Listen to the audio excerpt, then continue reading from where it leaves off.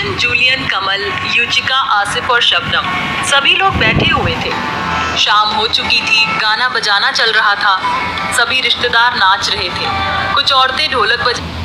Eugene, Julian, कमल, युचिका, आसिफ और शबनम सभी लोग बैठे हुए थे।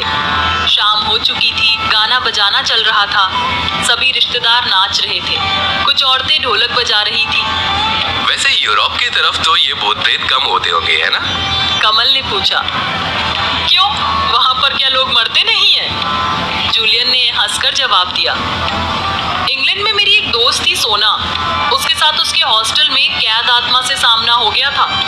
सोना इंग्लैंड के एक हॉस्टल में गई, वहाँ उसे अपनी पढ़ाई पूरी करनी थी। उसी हॉस्टल में उसकी एक कजिन रहती थी, उसका नाम नीलम था। नीलम और सोना क्लासमेट थी। सोना का हॉस्टल में पहला दिन था। नीलम ने उसे अपने सभी दोस्तों से मिलवाया और हॉस्टल का चप्पा चप्पा दिखाया। पूरा हॉस्टल बहुत खूबसूरत था, मगर दक्षिणी दिशा में एक अलग कमरा बना हुआ था। वो कमरा बंद था। उसके दरवाजे पर भारी चेन के साथ ताला इस तरह डला हुआ था कि कोई उसे खोलने की करे तो असफल रहे। कमरे की बनावट से साफ जाहिर था कि वो कई वर्ष पुराना बना हुआ था। उसकी दरों दीवारों पर पेंट पपड़ी बनकर उखड़ उखड़ गया था। सारा हॉस्टल तो सोना ने आसानी से घूम लिया, मगर उस पुराने कमरे के समक्ष ठिठक कर बोली, ये कमरा बंद क्यों है? क्या मालूम, नीलम ने लापरवाही से कहा। मगर सभी का कहना है कि इस कमरे में जाने की कोई गलती ना करे। मगर क्यों, ये तो कोई नहीं जानता। अगर किसी से पूछो भी तो वो कुछ ना बताकर आगे बढ़ जाता है। ऐसा क्या है इस कमरे में जो इसके दरवाजे पर भारी चेन के साथ बड़ा ताला डाला गया है? सोना का स्वर उलझनपूर्ण था। पता नहीं, पर तुम इसमें क्यों उलझ गई? चलो आओ, चलकर कहीं बैठते हैं। नीलम उसे खींचकर कैंटीन में ले गई। वहां बैठकर दोनों कॉफी पीने लगी। इस बीच नीलम का एक दोस्त आया और उसे किसी काम से अपने साथ ले गया। नीलम जाते जाते सोना से बोली, तुम यही रहना, मैं बहुत जल्दी आऊंगी। ओके, सोना ने कहा। नीलम के जाने के बाद एक लड़की सोना के पास आई और अपना दाहिना हाथ उसकी ओर बढ़ाते हुए मधुर स्वर में बोली, हाय, आई एम सेरेना। सोना ने प्रसन्नता के साथ उससे हाथ मिलाते हुए कहा, आई एम सोना। इसी के साथ दोनों के हाथ अलग हुए और सेरेना ने झट सीट संभालते हुए कहा, न्यू एडमिशन? यस। इंडियन हो? हाँ। फिर तो खूब जमेगी हमारी, सेरेना ने कहा। क्या तुम भी इंडियन हो? सोना ने पूछा। नहीं, मगर मैं इंडियन लोगों को बहुत पसंद करती हूँ क्योंकि वो दूसरों को अपना बहुत सारा प्यार देते हैं, वो चहकते हुए बोली। सोना उसकी बात सुनकर बहुत खुश हुई। उनके बीच 20 मिनट तक इसी तरह बातचीत चलती रही। फिर अचानक सोना बोली, यहाँ हॉस्टल में एक रूम बंद है जिसमें ताला डला है। हाँ, वो बंद क्यों है ये तो मैं नहीं जानती, मगर मुझे भी उस रूम के बंद होने की वजह जानने की बहुत दिलचस्पी है। कई लोगों से मैंने पूछा भी, मगर कोई कुछ नहीं बताता। चलो हम कोशिश करते हैं उसकी बंद होने की वजह जानने के लिए, सोना ने पूरी दिलचस्पी के साथ कहा। ओके, वो अधीर स्वर में बोली। तो फिर आज रात 11 बजे हम उस रूम को खोलकर देखेंगे। लेकिन चाबी तो हमारे पास नहीं है, सोना तनिक उदासी से बोली। मगर मुझे पता है कि इसकी चाबी कहाँ है। फिर तो ठीक है, हम आज रात 11 बजे उस रूम को खोलकर अवश्य जानेंगे कि आखिर उसमें क्या है। तो तुम तैयार हो? यस। ओके। रात 11 बजे हॉस्टल में सभी लोग सो गए थे। वातावरण बहुत शांत था, हर तरफ सन्नाटा फैला हुआ था।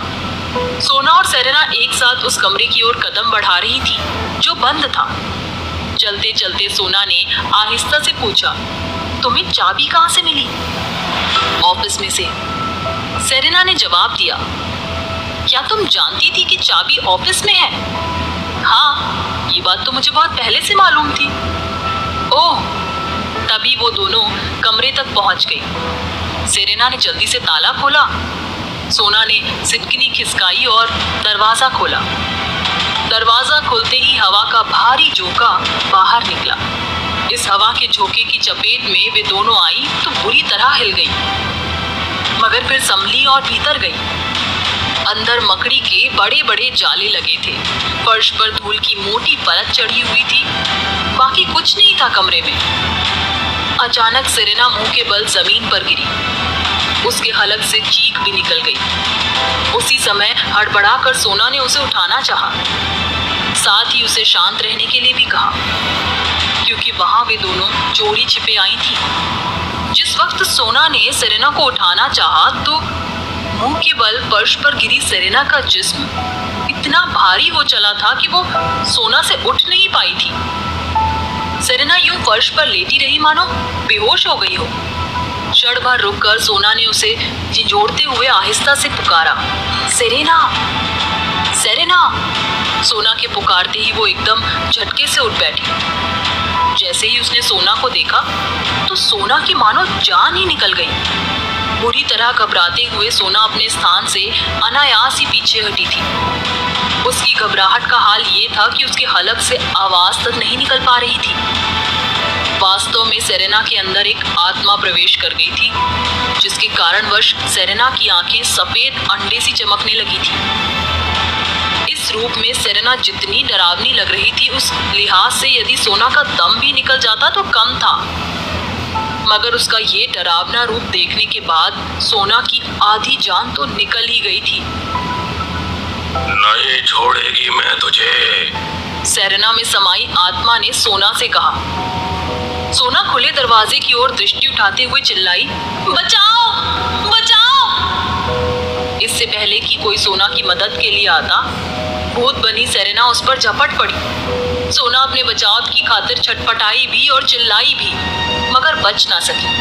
आत्मा ने उसे भी मार डाला। उसी समय पूरा हॉस्टल दौड़कर वहीं आ गया।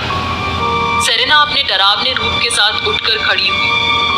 हॉस्टल के सभी लोगों के सामने आते हुए बोली, मैं इस कमरे में कैद थी, मगर उन दो लड़कियों ने मुझे हर तरह से मुक्त करके सबकी जान जोखिम में डाल दी है। अब मैं किसी को नहीं छोड़ूंगी, मारे जाओगे तुम सब। सेरेना की डरावनी शक्ल से पूरा हॉस्टल बुरी तरह भयभीत था। एक साथ सभी लोगों ने अपना अपना स्थान छोड़ वहां से दौड़ना आरंभ कर दिया था। उसी समय आत्मा ने जोर का तूफान बुलाया। तूफान के आते ही हर कोई जमीन पर गिरने लगा। उस तूफान का जोर इतना था कि कोई भी कुछ नहीं कर पा रहा था। सभी वहां गिर गिरकर ढेर बने जा रहे थे। हॉस्टल के एक क्रिश्चियन स्टूडेंट ने अपने गले से लॉकेट उतारा और बड़ी वीरता के साथ उसने वो लॉकेट सेरेना के गले में इस तरह धोखे से डाला कि वो उसकी हरकत जान ना पाई। लॉकेट गले में आते ही वो जोर जोर से चिल्लाने लगी। इधर उधर भागकर मानो खुद को बचाने का उपाय ढूंढने लगी। वास्तव में आत्मा उस लॉकेट को छू नहीं सकती थी। यही कारण था कि लॉकेट गले में आते ही वो प्रेत आत्मा आग में जलने लगी। इसी के साथ जोर से आया तूफान भी थम गया। सभी लोग उठकर खड़े हो गए। उस समय आत्मा इस तरह जोर जोर से चीख रही थी मानो उसे किसी की मदद की जरूरत हो।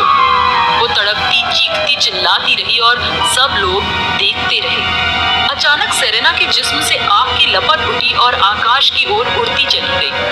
सब समझ गए कि आत्मा जलती हुई आकाश में जा रही है। उस समय सेरेना बेहोश होकर गिर गई थी। तब ये राज खुला कि कमरा इसलिए बंद रखा गया था ताकि आत्मा अपने दायरे से बाहर ना आ सके। मगर जब कमरा खोलकर दो लड़कियां उसमें प्रवेश पा गईं, तो इससे अधिक सुनहरा मौका नहीं था आत्मा के पास कि वह अपनी मनमानी करती। इस पर कमल जवाब देता है, वैसे ऐसा जहां मैं रहता था वहां पास में एक बिल्डिंग की 7वीं मंजिल पर रूम नंबर 76 में बताया जाता था कि कोई ऐसा खूंखार जानवर रहता है तो उस कमरे में रहने वाले हर आदमी को मार डालता है। परिणाम स्वरूप उस कमरे में कोई नहीं रह पाता था। रूम नंबर 76 में रहने वाला कोई भी व्यक्ति जब तक मृत पाया जाता था, उसके शरीर पर बड़ी बड़ी खरोंच लगने के अनेकों निशान देखे जाते थे, जिनसे भल भल कर खून रिसता था। मरने वाली डेड बॉडी पर अनेकों जख्म पाए जाते थे। वो सभी जख्म इस बात का इशारा करते थे कि अपने नाखूनों से किसी ने खरोंच मारकर उसे इतनी बुरी तरह जख्मी किया कि वो जान गंवा बैठी। समूचे कमरे में पंजों के कुछ निशान पाए जाते थे, जिनसे यह अनुमान लगाना सरल था कि उस कमरे में कोई जानवर ही था। हर कोई जानना चाहता था कि आखिर रूम नंबर 76 में कौन सा जानवर आकर लोगों को मार जाता है, मगर कोई भी इस बात का पता नहीं लगा पाया कि आखिर उस कमरे में जानवर कहां से आता है। एक बार दो दोस्तों ने कहा, हम लोग पता लगाएंगे कि इस कमरे में जानवर कहाँ से आता है। पर कैसे पता लगाएं इस बात का? दूसरा बोला, हम दोनों उस कमरे में रहेंगे, फिर देखेंगे जानवर कहाँ से आता है। हाँ, आकाश और अमन रूम नंबर 76 में पहुंच गए। दोनों दोस्तों ने रूम नंबर 76 में पहुंचकर दरवाजा भीतर से बंद कर लिया। काफी देर उन्हें यूं ही बीत गई। वे दोनों एक दूसरे से बात करते हुए वक्त बिता रहे थे। अचानक एक तूफान आया और उसके जोर से खिड़कियां भड़बड़ाने लगी। तूफान ने दोनों दोस्तों को चौंका दिया था, मगर फिर जल्दी ही वे संभल गए थे। लगातार 10 मिनट तूफान का जोर बना रहा। फिर उसके बाद वो धीरे धीरे हल्का पड़ता चला गया। फिर तूफान बंद हो गया। अमन ने आकाश से कहा, बहुत खतरनाक तूफान था। हाँ, मैंने ऐसा तूफान पहली बार देखा है। मैंने भी। खिड़कियां मजबूती से बंद है, मगर फिर भी कितनी जोर जोर से हिल रही थी। हाँ, इस तूफान में एक अजीब सा नयापन था। हाँ यार, था। क्या लगता है, क्यों था एक अजीब सा नयापन? कुछ पता नहीं, आकाश सोचपूर्ण मुद्रा में बोला। मुझे इस तूफान से कोई और अंदाजा होता है क्या? अमन ने गंभीरता से पूछा। किस बात का? आकाश ने उसकी आंखों में झांकते हुए गंभीर स्वर में पूछा। मुझे लगता है कि ये तूफान उसी जानवर की आने का पैगाम लाया था, जिसकी प्रतीक्षा हम यहाँ कर रहे हैं। अमन ने कहा, लगता तो यही है, मगर इस बात को समझना मुश्किल है कि जानवर से तूफान का क्या मतलब है। जानवर को आना ही है तो वो अपने आने से पहले तूफान क्यों भेजेगा? बलाएं जो होती हैं वो इसी तरह के कारनामों को करती हैं। मुझे तो यकीन हो चला है कि जानवर आने वाला है। अगर ये सच है तो अच्छी बात है, उसे जल्द से जल्द आना चाहिए। आकाश बोला, मुझे तो लग रहा है कि अब थोड़ा ही वक्त जा रहा है जानवर के आने में। हाँ, ठीक कहते हो तुम। कुछ क्षणों पश्चात अमन ने अपनी आंखों के सामने काली दीवार पर एक परछाई चलती हुई देखी। वो समझ में नहीं आया कि परछाई किसकी है, मगर परछाई दिख रही थी। अमन ने तुरंत आकाश से पूछा, वो देख। आकाश ने झट परछाई की तरफ गर्दन घुमाई। इससे पहले कि वो परछाई को देख पाता, परछाई गायब हो गई। दीवार पर कुछ भी न देख पाने के कारण उसने अमन से कहा, क्या दिखा रहा था तू? मुझे दीवार पर एक परछाई दिखी, मगर जैसे ही तूने उसे देखना चाहा वो एकदम गायब हो गई। ये कैसे हो सकता है? आकाश उलझनपूर्ण स्वर में बोला, ऐसा ही हुआ है। लगता है कि तेरा दिमाग चला गया है, मगर आंखें तो सही हैं, आंखें भी खराब हो गई। मैं झूठ नहीं बोल रहा हूँ, मगर सच भी नहीं कह रहा है ना। मेरा यकीन मान आकाश। कैसे यकीन कर लूं? मैंने कोई परछाई वरछाई नहीं देखी। मगर परछाई थी, नहीं थी, आकाश बोला। अमन अपनी बात पर जोर देता रहा, मगर आकाश उसकी बात जरा भी सुनने को तैयार नहीं था। दोनों बराबर बहस करते रहे। तभी दोनों के बीच एक डरावना स्वर उभरा, शांत हो जाओ। दोनों पूरी तरह चौंक उठे तथा तत्काल शांत हो गए। अमन और आकाश दोनों ने ही चारों तरफ नजरें घुमाकर देखना चाहा कि स्वर किसका उभरा है, मगर वहां उन दोनों के सिवा कोई नहीं था। आकाश और अमन बुरी तरह डर गए थे। वे शांत मुद्रा में बैठे थे, मगर सूखे तिनके की तरह कांप रहे थे। तभी कहा गया, अमन सही कहता है आकाश। दीवार पर जो परछाई थी वो मेरी परछाई थी। इतना सुनकर वो दोनों और ज्यादा डर गए थे। तुम दोनों ने यहाँ बैठकर मेरा रहस्य जानने की बहुत बड़ी भूल की है। तुम ही क्या, कोई भी मेरा रहस्य कभी नहीं जान सकता। अब तुम दोनों ने जब ये भूल कर ही दी है, तो अब तुम दोनों मारे जाओगे। नहीं नहीं, हमें माफ कर दो, हमें जाने दो। अमन गिड़गिड़ाया, हम आइंदा कभी नहीं आएंगे यहाँ। हाँ, हम सच कह रहे हैं। आकाश गिड़गिड़ाया, हमसे बहुत बड़ी भूल हो गई है, मगर यकीन मानो हम ये भूल आइंदा कभी नहीं करेंगे। हम किसी से तुम्हारे बारे में कुछ नहीं कहेंगे, हमें जाने दो। वो अदृश्य चीज ठहाके लगाने लगी। अमन और आकाश ये जानने के बाद बहुत बुरी तरह घबरा गए थे कि वो किसी जानवर से नहीं बल्कि किसी भूत प्रेत से उलझ गए हैं। तभी भड़बड़ाकर एक खिड़की झटके से खुली। खिड़की खुली तो अंदर एक जानवर प्रवेश कर आया। वो तूफानी रफ्तार के साथ आया था। उसे देख अमन और आकाश ने चीख मार दी। वो जानवर बहुत बड़ा था, साथ ही इतना डरावना कि बड़े से बड़े बहादुर भी उसे देखकर डर जाए। वो अजीब सा डरावना जानवर उन दोनों के सामने आकर खड़ा हो गया। अमन और आकाश का दम हलक में अटक गया था। वो समझ गए थे कि उस जानवर के रूप में उनकी मौत उनके सामने खड़ी है। जी भर कर देखो मुझे, जानवर बोला। उसे देखते हुए उन दोनों की आंखों में मौत नाचती हुई साफ नजर आई।